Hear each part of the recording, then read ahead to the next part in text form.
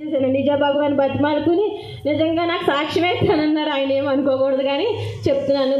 అది కూడా దేవుడు 3వ తారీఖున జరగవలసింది. మరి ఇటు రీతిగా మరి మా అత్తగారు గృహం ఉంది. ఆవిడకి నాకు మాటలు లేవండి 8 నెలల నుంచి. కానీ ఆవిడ దేవుడు పెద్ద ముఖ్య కారణం ఏంటంటే దేవుడి దగ్గరికి నేను రావడం ఆవిడేనండి. పంపించిన ఆవిడే. ఫస్ట్ 40 రూపాయలు ఇచ్చి పంపించిన ఆవిడ, నన్ను నా బిడ్డ 6వ నెల నుంచి పంపించిన ఆవిడ. కానీ ఆవిడే దూరంగా ఉందని ప్రతిరోజు నా బిడ్డలో ప్రార్థన చేస్తుంటారండి. వాళ్ళ అమ్మమ్మ కోసం, వాళ్ళ నాన్నమ్మ కోసం, లాస్ట్లో అందరి కోసం అలా లచ్చివత్తతో ముగిస్తారండి. నా కుటుంబం కోసం మీరు నమ్మితే నమ్మండి, లేకపోతే లేదు. కానీ కుటుంబం ప్రార్థనలో మేము అందరినీ మా ఇంట్లో మా చిన్న తమ్ముడు కుటుంబంతో ముగిస్తాము, మా తర్వాత మా లక్ష్మి కుటుంబంతో ముగిస్తాం పెద్ద బావగారి దగ్గర నుంచి. కానీ ముఖ్య కారణమైన ఆవిడకి నాకు అసలు ఏదో ఒక శోధన వస్తాయంటే గొడవ పెడుతుంది. కానీ వచ్చినందుకు పిల్లలిద్దరు అడిగి వచ్చినందుకు పెట్టుకోండి అని. ఎందుకు వాళ్ళ ప్రార్థన ఆలకించేయడమో దేవుడు. దావుడి పాత్ర కూడా ఉంది కదండి, అందుకే సాక్ష్యం చెప్తున్నాను. నాదైతే తర్వాత చెప్తాను. కానీ దేవుడి కోటం పెట్టుకోవడానికి అక్కడ దైవజనులు వెళ్తే పెట్టుకోండి అయ్యా, నేను ఆన్లైన్ వెళ్ళి బాగుండు డబ్బులు వేలాది రూపాయలు పెట్టుకుని చాలా ఇదయ్యాను. మీరు పెట్టుకోండి కాదంటే సౌండ్ ఇబ్బంది వచ్చేద్దానండి. అప్పటికి నాకు చాలా బాధ అనిపిస్తుంది. బిడ్డలు ఎంత తిరిగారంటే పిల్లలు అక్కడ హాస్పిటల్ ఉందిరా, నేను డాక్టర్ గారు నాకు తెలిసి నేను మాట్లాడతాను, శ్రీదేవికి చేస్తే పెట్టుకోండి ఎవరికి ఏం భయపడకలేదు. కానీ వీళ్ళు 2 బిడ్డలు, నా కుమారులు 2, డేవిడ్ యేసుబాబు 2 నా కుడభుజు ఎడంభుజులా ఉంటారండి. ఏ కష్టం వచ్చినా వాళ్ళు 2 ఉంటారు. వాళ్ళిద్దరూ చూసి వాళ్ళ నాన్నమ్మ దగ్గరికి వెళ్ళి వాళ్ళ నాన్నమ్మని అంటే పెట్టుకోండి అని అంటే ఇరుగు పొరుగు కూడా అందరూ సాయం చేశారంట. దాన్ని బట్టి చాలా వందనాలండి. దేవుడు కృప పెట్టి మరి ఇరుగు పొరుగు కూడా చాలా మంచివాళ్ళండి. నాకు మరి మా అత్తగారు ఇక్కడ ఉండడం ఆవిడ ఎందుకో మరి నా కుటుంబం కోసం రోజు నా బిడ్డలు ప్రార్థన చేస్తున్నారు కదండి. ఇది గొప్పగా బైబిల్ ఇంకా పెట్టుకుని చెప్తున్నానండి. దేవుడికి వందనాలండి. ఆవిడకి 2 వాళ్ళ అమ్మమ్మ కోసం వాళ్ళ నాన్నమ్మ కోసం రోజు ముందుగా అలా చేసి తర్వాత అన్ని కుటుంబాలకు చేస్తాను. దానికి దేవాది దేవుడికి వందనాలు. మీరు వచ్చిన ప్రతి బిడ్డ, నేను రమ్మన్న ఫోన్ చేస్తున్న ప్రతి బిడ్డ వచ్చినందుకు వందనాలండి. 3 సంఘాల బిడ్డలు వచ్చినందుకు, పెద్ద సంఘం నుంచి నా 2 సంఘాల నుంచి వచ్చినందుకు చాలా వందనాలండి. దూరంతో ప్రయాసంతో వచ్చినందుకు వందనాలండి. చాలా వందనాలు. నా సాక్ష్యం కొంచెం ఓపికగా వినండి. దేవుడు చేసిన మేలు కడియం మర్చిపోయానండి. నేను నిజంగా సారీ అండి, ఏమనుకోండి. ఆ సహోదరిని చూస్తున్నారు కానీ ఆ పేరు నాకు తెలియదండి, మర్చిపోతాను. అందరి కోసం ప్రార్థన చేస్తాను. పేరు షుగర్ కదండి, 460 షుగర్ ఉందండి నాకు నిజంగా. కానీ దేవుడు మధ్యాహ్నం కడుపు నిండా అన్నం తినేసానండి నిజంగా. ఎందుకంటే సాక్షి నేను దేవుడి మీద కోప్పడిపోతుంటే ఆయన నన్ను ఏడిపించి ఇవ్వడం ఆయనకి చాలా ఆనందం. ఎప్పుడు కూడా నన్ను ఏడిపించడం చాలా మేలు చేస్తాడు. అది చెప్పుకోవాలి నా జీవితంలో. కానీ నాకు ఏడిపించి ఏది సులువుగా మట్టికి నాకు ఇవ్వడు దేవుడు. నాకు చాలా తెలుసు. నేను పెళ్ళై 27 సంవత్సరాలు 28 సంవత్సరాలు నాకు తెలియదు. కానీ దేవుడు ప్రతిదీ కూడా ఏడిపించి శ్రేష్టమైనది ఇస్తాడండి నాకు దేవుడు. నిజంగా దేవుడు ఎంత గొప్పవాడంటే ఇది ఉండదా అనుకుంటాడు. నేనంటే పిచ్చి ప్రేమ అంటే దేవుడికి నిజంగా ప్రేమ. మేరీమేన్ అంటే ఏంటో నాకు తెలియదు కానీ కోప్పడిపోతాను. అదొకలాగా పట్టించుకుని వేస్తావా ఇవి అంత గొడవ పెట్టేస్తానండి దేవుడు. ఏమో నాకు తెలియదు కానీ ఏ బిడ్డలతో, ఆడబిడ్డలతో కానీ మగ బిడ్డలతో కానీ మాట్లాడి వాక్యంతో మాట్లాడి దైవజనులతో కానీ విశ్వాసంతో.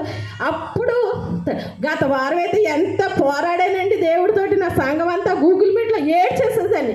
ఎందుకు ఇలాగ వాతావరణం పెట్టో 6 రోజుల నుంచి నాకు టైము. మా తమ్ముడాళ్ళ ఇంటికి కూడా ప్రార్థన అయిపోయిన అర్ధరాత్రి కాడించి ఉంటే నా ఏడుపు సంఘ బిడ్డలు చూడలేకపోయేవారు దైవజనులు. అమ్మ నువ్వు ఎంత ఏడ్చేస్తున్నావో నీరు ఏమండి. కరెంటు వాతావరణం ఎవరైనా అప్పిస్తారండి? ఎవరు కదా. వాతావరణం ఇవ్వాలంటే దేవుడు ఇవ్వాలి, డబ్బులంటే అప్పిస్తారు. దేవుడు ఎలాగో సాయం చేస్తాడు దేవుడు. కానీ వాతావరణం లేకపోతే నేను ఎంత ప్రయాసపడినా అది అర్థమే కదండి. వాతావరణం కోసం వస్తే వాతావరణం ఇచ్చేసాడు దేవుడు. నిజంగా పోరాడేశాను, ఏడ్చేసాను. వాళ్ళు మర్చిపోయినా నేను వాటి కోసమే చేసేదాన్ని. అమ్మగారు చెప్పకపోయినా నేను చేసేదాన్ని. నిజంగా చేస్తే దేవుడు వాతావరణం ఇచ్చాడు. మా తమ్ముడు ఒక కథ చెప్పాడు. ఆ కథ అయ్యగారు చేసినంతగా చాలా దేవుడు వాతావరణం ఇచ్చేసాడు. దేవుడు ఇచ్చేసాడా. మళ్ళీ ఇది శోధన పొద్దు నుంచి 10వ తారీఖు. కానీ ఆ అయ్యగారు కూడా పెట్టుకోమన్నారు. నా గుమ్మలు అంతా నా ఇరుగు పొరుగు అంతా చదువు చేశారు, చక్కగా చేశారు.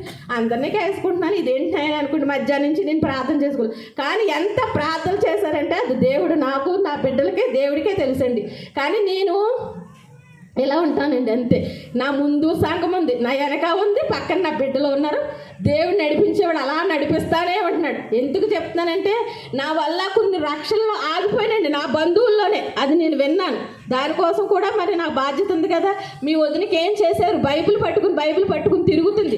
ఏం చేశారు? ఆ బిడ్డ చూస్తే రోగిష్టి, మీ భర్త చనిపోయాడు, రోగిష్టి బిడ్డలతో ఆ బిడ్డ మీదేమో భారం పడిపోయింది. ఆ బిడ్డను పోషించుకుంటున్నాడు. మరి ఏం చెయ్యాలి? వాళ్ళని చూసి మీ దేవుడు ఏం చేశాడంటే, దేవుడు నాకు అన్నీ చేశాడండి. నాకు అది పొందుకు ఏడిపించడం.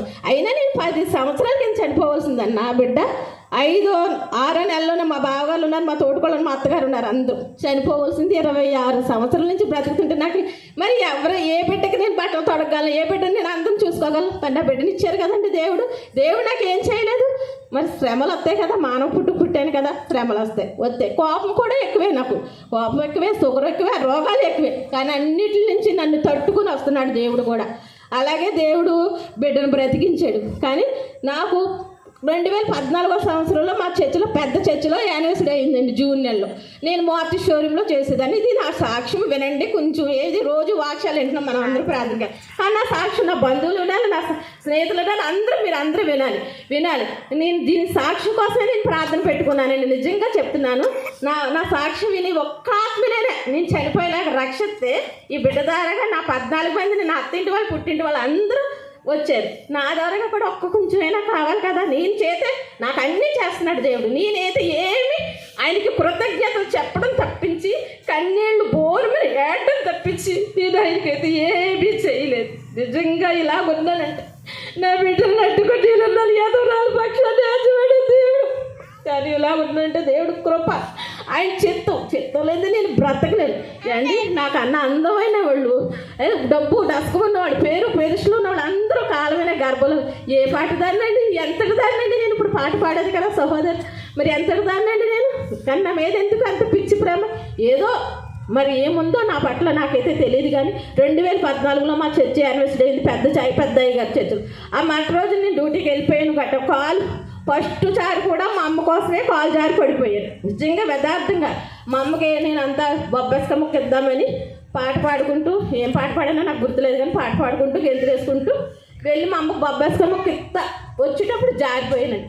కానీ నేను కొంచెం బలంగా, పొగరగా, ఇదిగా ఉండేదాన్ని అండి. చాలా ఉందాతనంగా ఏదో ఒకలా ఉండేదాన్ని. కానీ ఆ బలంలో నాకు పడిపోయిన నా సంగతి కూడా మర్చిపోయాను. అది కానీ కెరవేపంగా వాసిపోతుంది కాలు. మటి రోజున ఇన్ఫెక్షన్. అందరూ అధికారులు వస్తున్నారు, చాలా చేయాలని, నేను ఒక ఇదిగా పని చేయాలని అందరూ బాగా చెప్తే కంగారుగా శుక్రవారం వచ్చింది. స్నానం చేసి గమ్ముని ఆఫీస్కి వెళ్ళిపోయి అవన్నీ చేస్తుంటే కాలు విపరీతంగా వాసిపోయిందండి. వాసిపోతుంటే పెద్దవాళ్ళు వస్తున్నారు, పిల్లలకి సెలవులు అడిగితే ఎవరైనా అలాగే నొప్పులు మాత్రలు వేసుకుని అలా చేశాను. అలా చేసుకుని వచ్చేటప్పుడు